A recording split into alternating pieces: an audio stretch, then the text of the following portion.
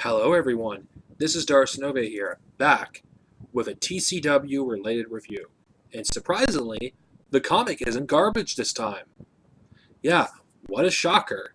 An actual good TCW tie-in comic. This one is The Deadly Hands of Shon-Ju, which this is a story that focuses on Era Sakura. Now, Era Sakura is a fan favorite character in the Star Wars expanded universe. She had, some of the best expanded universe stories in the rise of the Galactic Empire era, or I prefer to call it, the pre-Episode 2 and Clone Wars eras. Some of the best stories had her in here, and she's one of the most developed characters in the Star Wars expanded universe. Now, considering the fact that her story was pretty much already finished, by the time the original multimedia project came out, does this add anything to her character? Does this feel like, it undermines, any story that came before? Honestly, no. In fact, I do think it does add some more, layers to Era Sakura's character, considering the fact that Era Sakura, encounters someone that was quite similar to her and what she went through in the Republic comics. Now, the reason why I think this is a good story, because unlike the other, cash grab stories, with the exception of the hero of the Confederacy, this doesn't feel like your, run of the mill, Clone War story that was done like in the cartoon or in other sources but done better. This feels like something that's more original. This is a personal story with Era Sakura. Like, it only focuses on her, and I really love stories that focuses, on the side characters of the Star Wars universe. Now, majority of the artwork in these comics are garbage, but this, even though this is a preference of mine, I think this looks pretty good, in my opinion. I think the artwork looks pretty good. I truly think it does.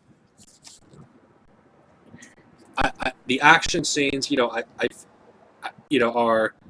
they're drawn well. It feels like, this feels like 2D animation. This feels like, what the TCW style would have looked like if it was animated in 2D. Because I think this art looks pretty damn good. Even though it is, based off the TCW style, it doesn't look ugly like in the other comics. It looks and feels like Star Wars. It's nowhere near as good as Era Sakura's other stories, but I do think it's worth checking out. I think it's, especially if you are a fan of this character. Now, even if you're not a fan of TCW, considering that this is pretty much isolated from the rest of TCW, I think this could be enjoyed on its own, in isolation. If you're not a fan of the Clone Wars, but you're a fan of Era Sakura, and you want to read more stories featuring her, well, here's this gem. I think it's one of those gems that's buried, underneath all the turds, and I actually think it is worth it. If you can track this one down, I highly recommend this one. I give this a good rating. I think it's a good story. It's not as good as a lot of the other stories in the original multimedia project, but considering that Air Sakura, it's very rare that she's featured in stories outside, John Ostrander's, comics, I consider this worth checking out. This is Darcinovia, over and out. May the Force be with you, and unfortunately, we're going back to, well, more garbage.